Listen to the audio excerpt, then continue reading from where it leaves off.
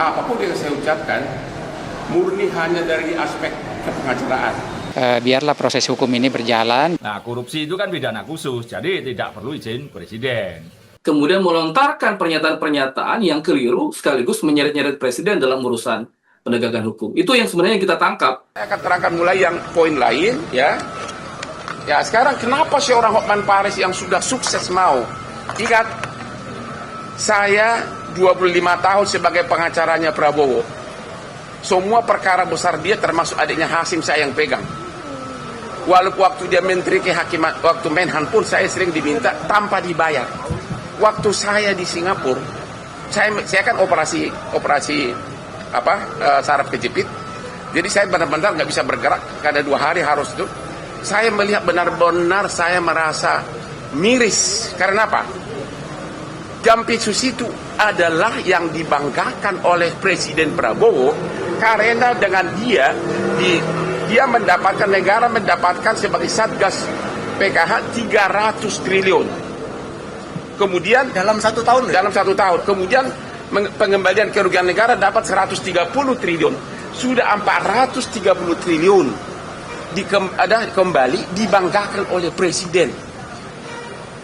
Bayangin orang yang kebanggaannya Presiden tiba-tiba dikriminalisasi bahkan tanpa pamit sama Presiden. Karena waktu saya di Singapura saya bikin akun bahwa nggak mungkin Presiden nggak tahu. Ternyata enggak. Itu 430 triliun. Belum lagi kasus MBG segala macam. Jadi benar-benar dengan melakukan itu terhadap Jampitsus ini, mantan Jampitsus ini, benar-benar saya melihat kurang penghormatan terhadap Presiden Prabowo. Itulah alasannya saya terpanggil. Saya tidak mengharapkan uang dari Jampitsus ini karena saya tahu tidak mungkin dia bayar saya mahal. Saya bayarannya super mahal di Indonesia. Ya, itulah backgroundnya biar tahu. Sudah, kamu tahu semua bantuan hukum yang saya kasih itu banyak uang dari saya nggak usah bilang. Kasus Radit semua saksinya gue yang biayai. Kasus ABK Kapal gue yang biayai ke Komisi 3. Semua, nggak mungkin. Puluhan pengacara saya kirim. Jadi bagi follower saya yang merasa kok Hotman sekarang jadi begitu, yang semula 95% sebagai pengagum saya, silahkan gue ambil resiko itu. Tapi di mana logikanya? Seorang bawahannya Presiden, ya, justru mentersangkakan, mempermalukan bawahan yang lain yang adalah kebanggaan Presiden yang telah mengembalikan uang kepada negara 430 triliun cash. Dengan cara seperti ini, dengan cara tanpa diperiksa saksi, tenggelam, bung. Anda jawab sendiri, ada apa? Pikir tidak perlu persetujuan atau ke Presiden ya, karena proses hukumnya sedang berjalan. Nah, maka dari itu kami dari Gerindra berharap agar biarlah proses hukum ini berjalan, dan kemudian kami percaya kepada penegak hukum karena kan sudah dilimpahkan juga ke Kejaksaan Agung dari kepolisian. Ya, kita berharap prosesnya makin terbuka. Minta dikaji katanya proses hukumnya, tanggapan istana mungkin Mas Pras? Ya, itu kan kita kembalikan ke proses hukum ya. Jangan dikait-kaitkan juga dengan Bapak Presiden kan. Ya, sepenuhnya kita kembalikan ke mekanisme hukum yang berlaku kan. Tapi kalau pemeriksaan memerlukan izin Presiden, pejabat tinggi itu gimana? Saya rasa Klaim Bang Hotman. Ya, saya rasa kembali kepada mekanismenya ya. Saya rasa nggak ada juga. Hanya pada saat masih proses pemeriksaan harus izin Presiden itu kan. Penetapan tersangka Febri Adriansyah itu sudah melalui prosedur. Karena apa? Di kepolisian juga sudah panjang penyelidikannya, dan kemudian ketika dialihkan kepada Kejaksaan Agung juga menetapkan Febri Adriansyah juga sebagai tersangka.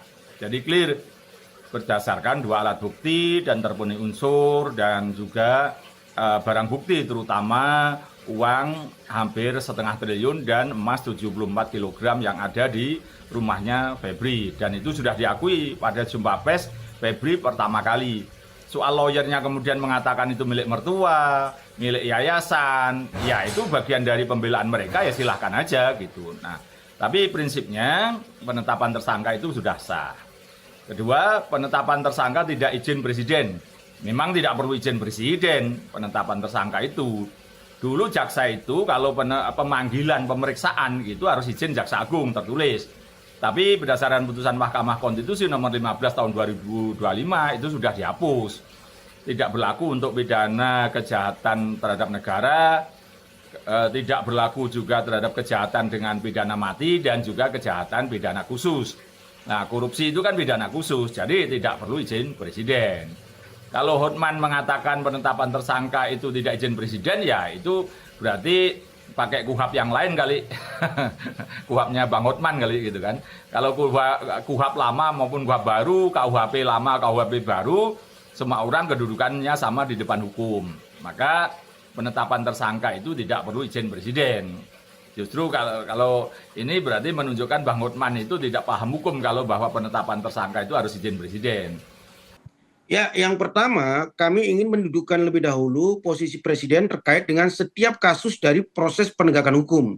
Apalagi kasus pemberantasan korupsi. Bahwa sejak awal Pak Prabowo menjadi presiden, itu sudah sangat tegas sekali posisi beliau yang beliau ambil.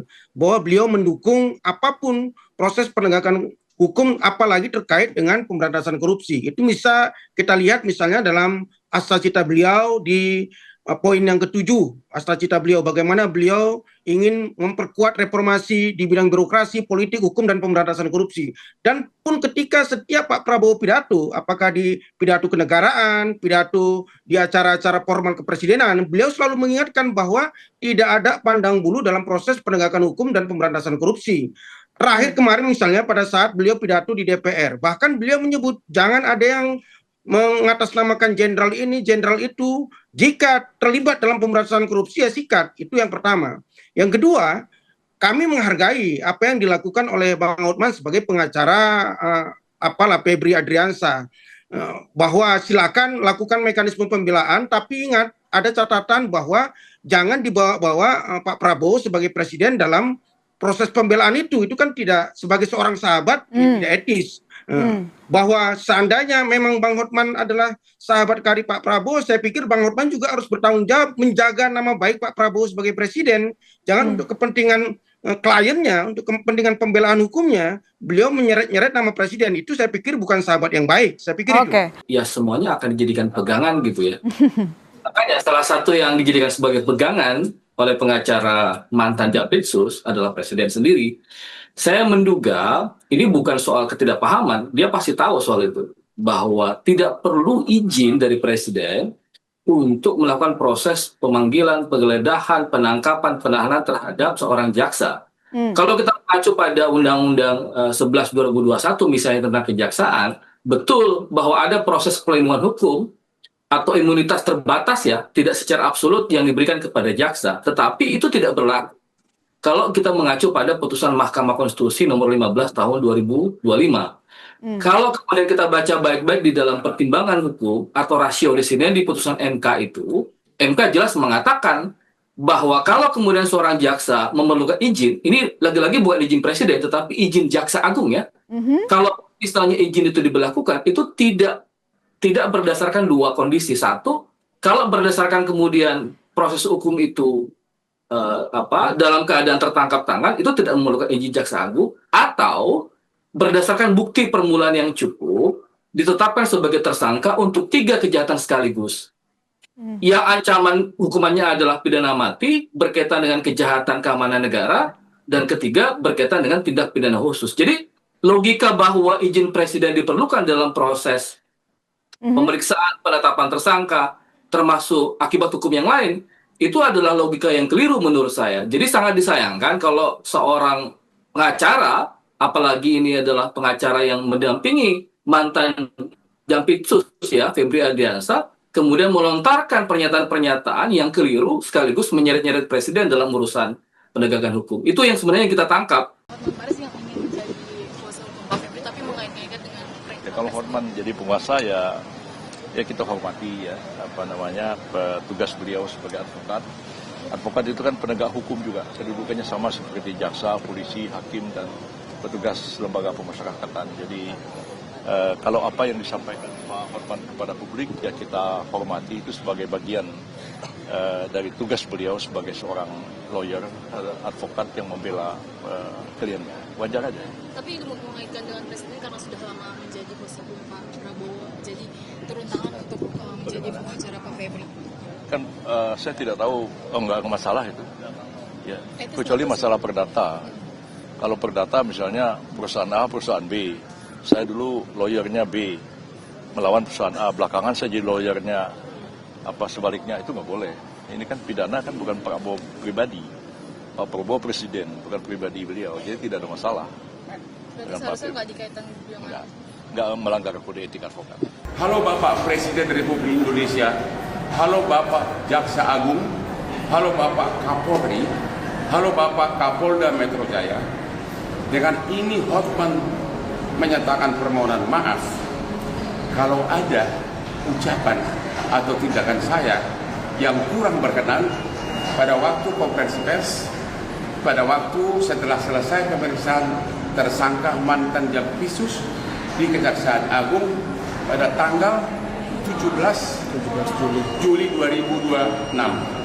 Ya, apapun yang saya ucapkan murni hanya dari aspek kepengacaraan, tidak ada motivasi atau keterlibatan politik apapun. Ya, murni hanya skill sebagai pengacara yang tugasnya adalah berusaha melindungi kliennya secara hukum. Sekali lagi, Bapak Presiden RI, Bapak Jaksa Agung, Bapak Kapolri, dan Bapak Kapolda Metro Jaya, sekali lagi Hotman minta maaf. Sekian dan terima kasih.